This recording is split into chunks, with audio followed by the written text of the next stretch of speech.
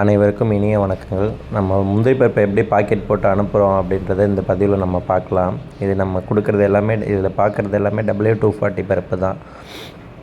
இது already packet போட்டு வச்சுருக்கிறது. 1 கிலோ, 1/2 கிலோ, 1/4 கிலோ அந்த மாதிரி எப்படி கேட்குறீங்களோ அதுக்கேற்ற மாதிரி நம்ம பாக்கெட் போட்டு அனுப்பி வச்சுருவோம். ஃபஸ்ட்டு நம்ம ஒரு பாத்திரத்தில் இந்த பருப்பை அள்ளிக்கிட்டு அதை வெயிட் மிஷினில் வச்சு எடை பார்ப்போம்.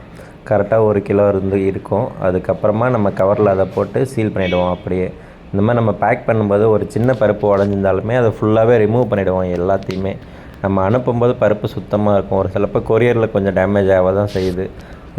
அது இதுக்கப்புறம் வர காலங்களில் நம்ம அதையுமே சரி பண்ணிவிடுவோம். கண்டிப்பாக அதுக்கு என்ன ஸ்டெப்ஸோ அது போயிட்டுருக்குது ப்ராசஸ் வந்து பேக்கிங் சேஞ்ச் பண்ணுறதுக்கு. இதுக்கப்புறம் வாங்கும்போது இந்த மாதிரி உடையுதுன்ற கம்ப்ளைண்ட் முடிஞ்ச வரைக்கும் வராத அளவுக்கு பார்த்துக்குறோம். கண்டிப்பாக இந்த மாதிரி கவருக்குள்ளே போட்டுட்டு நல்லா கவரை குலுக்கி சீல் பண்ணிவிடுவோம். ஏன்னா அப்படி குலுக்கலைன்னா பருப்பு வந்து லூஸ் ஆச்சுன்னா அது மூலமாகவும் உடைய வாய்ப்பு இருக்குது. நல்லா ஒரு தடவைக்கு 2 தடவையாக சீல் பண்ணிவிடுவோம். அது இல்லாமல் பாட்டம் சைடும் அது கம்பெனிலேருந்து அந்த கவர் சீல் பண்ணி தான் வருது. வந்தாலுமே அந்த பாட்டம் சைட்லேயும் ஒரு சிலப்போ பிரிஞ்சிடுது. அப்படின்றதால அதையுமே தனியாக ஒரு டைம் சீல் பண்ணிவிடுவோம். பருப்பு எப்படி இருக்குதுன்னு மட்டும் பாருங்கள். அதாவது எப்படி சொல்கிறது, முன்னாடி ஒரு மாதிரி பின்னாடி ஒரு மாதிரி அப்படிலாம் கிடையாது நம்ம பருப்பில். நீங்கள் எங்கே பார்த்தாலுமே ஒரே மாதிரி தான் இருக்கும் பருப்பு வந்துட்டு.